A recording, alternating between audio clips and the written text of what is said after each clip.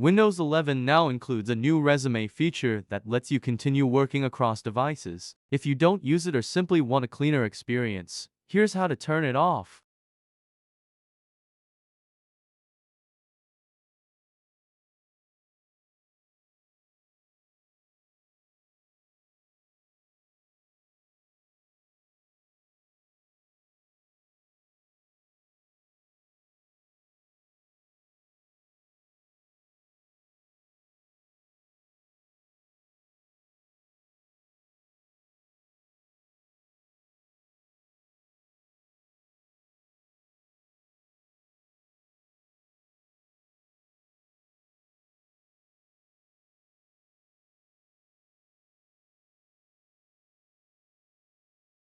The resume button immediately disappears from the taskbar. If you ever want it back, simply return to the same page and turn it back on.